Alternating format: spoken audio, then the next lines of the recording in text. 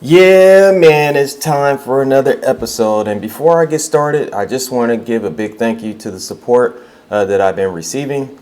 Getting started has been a great adventure for me, and I'm enjoying this journey. But I want to say thank you to each and every one of you that has provided great support for me as I have gotten back in the saddle and started creating content again. I also want to give out a shout out to Greg Hunter from USA Watchdog for posting this article and also doing an interview with Dr. Charles Nenner. I also watched the video here so I can have full context for this article. And so just to give you a little background on Dr. Charles Nenner, he's a researcher who was a medical doctor, a surgeon in the early stages of his career before he jumped into finance. And as you can see, he's had a very amazing career. He's worked with Merrill Lynch. He's worked with government agencies, banks, and brokerage firms. He's worked with Goldman Sachs. He's also has his own research firm now. I always find it intriguing when I see people post articles or I see content that is similar to the points of view that I have. And based on the conversation that we had in the last video, Dr. Nenner is actually picking up where I left off. And so let's get into this and break down this article. Okay. So he says it really is in trouble, right? He's talking about the United States. There is actually no reason to be in a dollar, which is what we talked about in the last video, right? When the United States decided to weaponize the financial system, confiscate the assets of foreign nationals from a sovereign nation, freezing another central bank's assets, that sent a message that reverberated across the world. And so we're starting to see the consequences of that, right? They especially underestimate this BRIC situation, and all the countries will be forming an anti-dollar. Now, let's break that down when you think about the anti-dollar, right?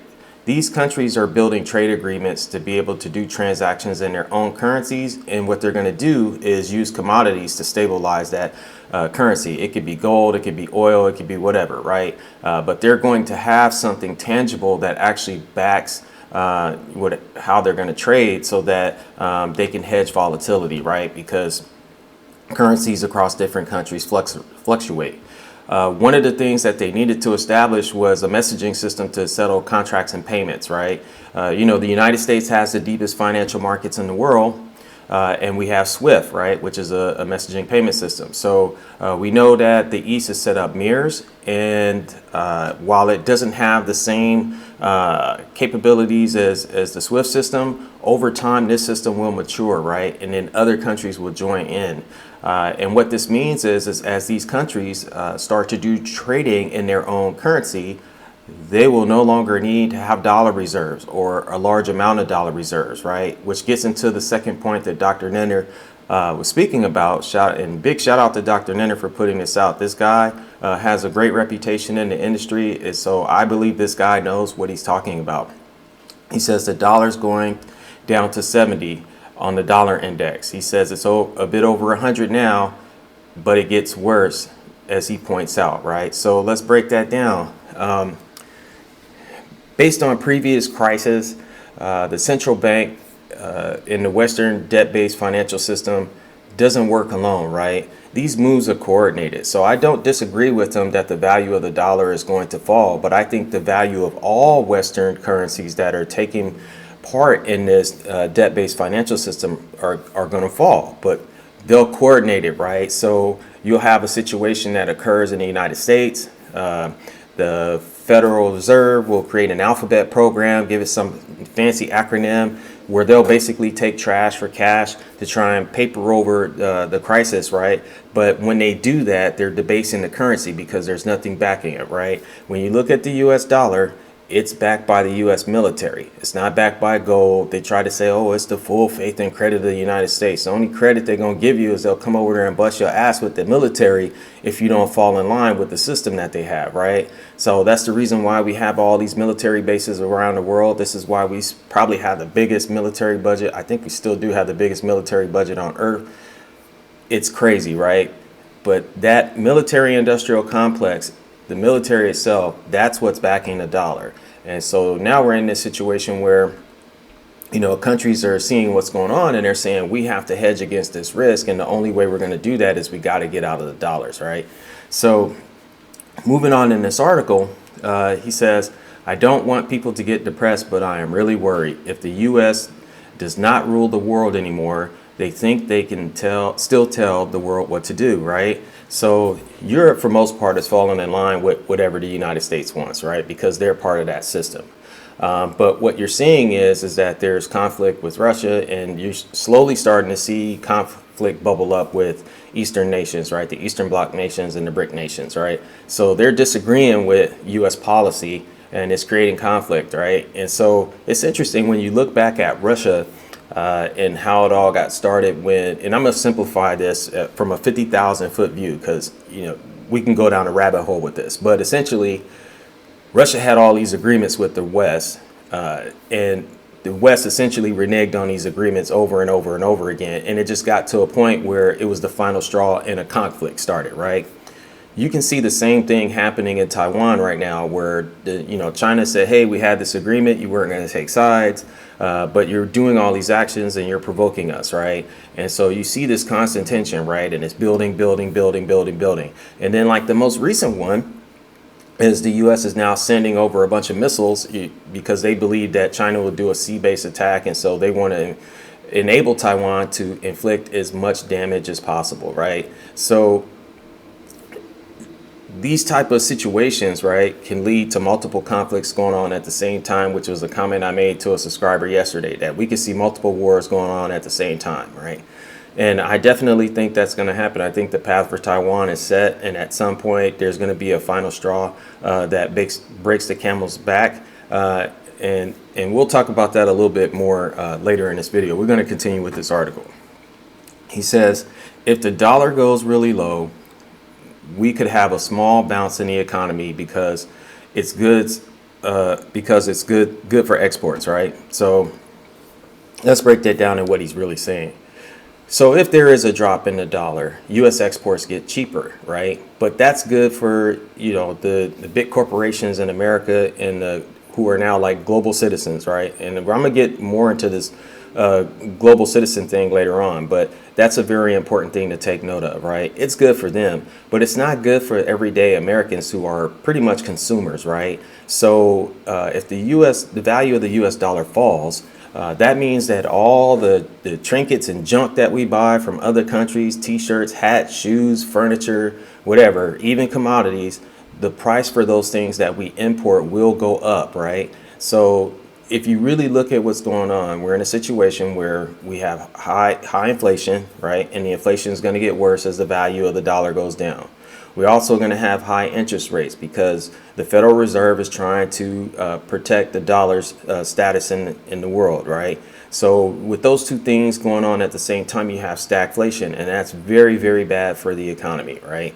So that's what I think he's referring to when he's talking about that, how, big corporations that are exporting, they're going to get over like fat cats, but us everyday Americans, we're going to be the ones that suffer out of this, right?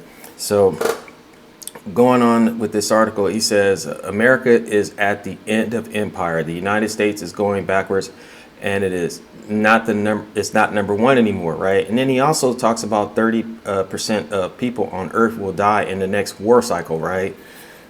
So let's really think about that. You got this conflict going on with Russia and Ukraine, and there's been hundreds of thousands of lives lost there. Make no mistake, if there is a conflict between China and Taiwan, it's going to be a ton of lives lost there. So you got two wars that are going to pretty much kick off and be going on at the same time.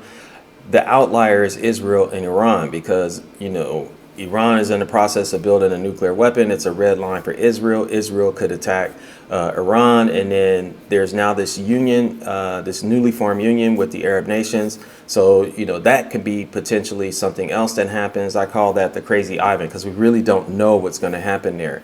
But if that also kicks off at the same time, there's going to be a lot of bloodshed going on in the world at the same time, right? So I think he's looking at this. He sees these things coming. And so we have to keep an eye on that. That will just be crazy if that really kicks off that way. That's a lot of conflict going on at the same time. And there's other little smaller conflicts that are also going on at the same time as well, right? Now, what's interesting here, though, he says it's not that we are going to drop dead, but it's the end of civilization. The same issues that finished other countries, like bad education, too many outstanding loans, and people will become too lazy to really work hard, right? That usually means the end of an empire. And so let's really break this down, right, one at a time. So if you look at education in this country has been falling off a cliff for a very long time. You know, at the high school level, they're not really educating the kids and giving them the strong foundation they need to be really successful in college. There's pockets of areas that are really good, but there's also pockets of areas where most of the kids that are in high school cannot read at their grade level and cannot do math at their grade level, and they're moving these kids through school.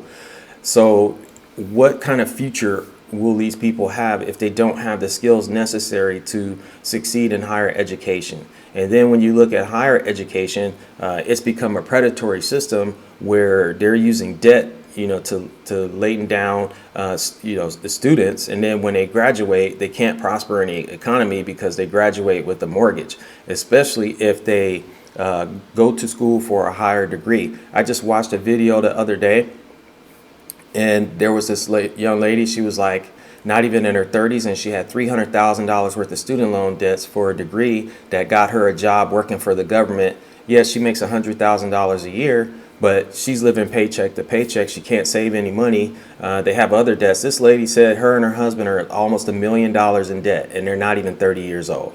And it's all credit cards, loans, auto loans, student loans, and they have a small mortgage, right? So that leads to the second one here that says too many outstanding loans, right? If you look at auto loans, credit card debts, student loans, I mean, the credit card debt right now is like, I think close to 30%, which is just insane, right? That's like loan shark money. So when society is laden down with too much debt, how do you expect to grow the economy, right? Everything's going to slow down. And then the third one, which is really interesting, which is pretty controversial, is he says people will become too lazy to really do hard work, right?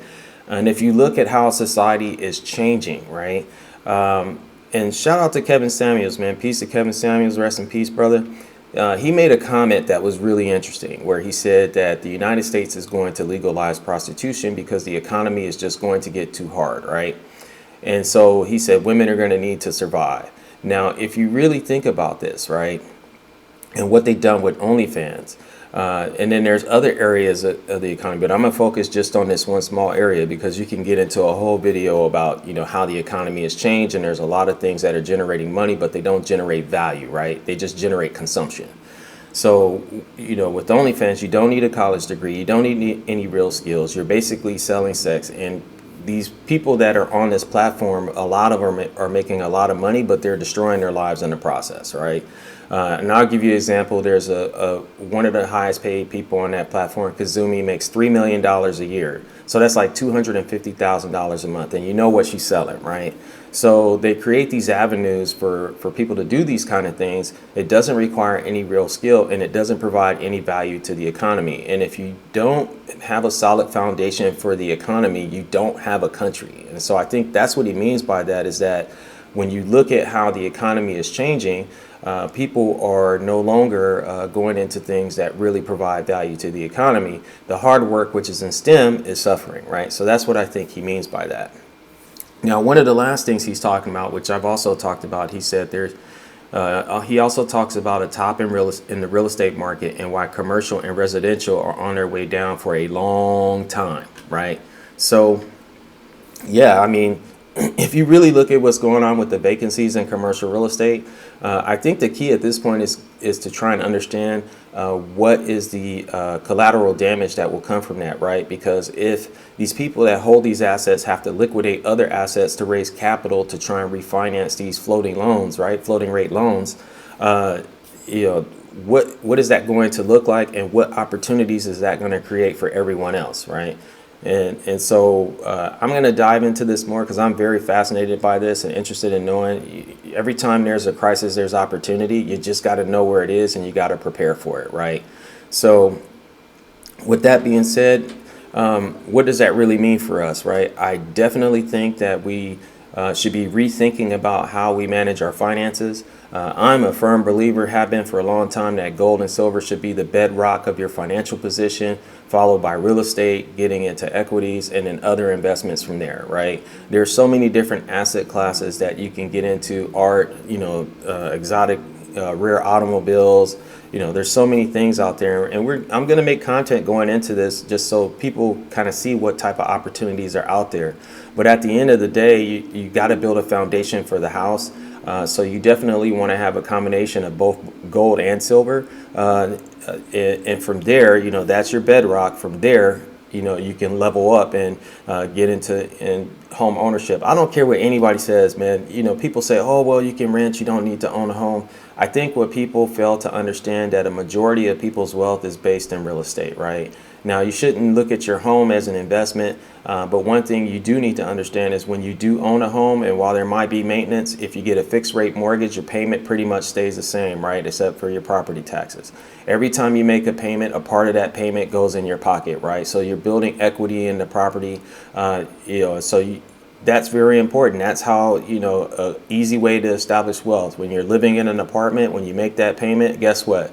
A part of that payment is going to the person who owns that property, right? So, you can either be the frog in boiling water, because when your lease is up, your rent goes up, or, you can get in the game and try to pursue home ownership. I know it's difficult now, but if you're not in a position to do that, this is a great time to prepare for it, right? So you should be thinking, okay, let me build my foundation. Let me start stacking my money into real assets. And when opportunity comes, then I can move and get in position and start on a better path, right? So these are things that you need to think about, right? So with that being said, man, I hope you enjoyed this content. If you're new to the channel, please like and subscribe. Please share your thoughts on the content. Let me know what you think. This is very fascinating, and I'm sure there's going to be more stories to come. So I will catch you guys later. Peace.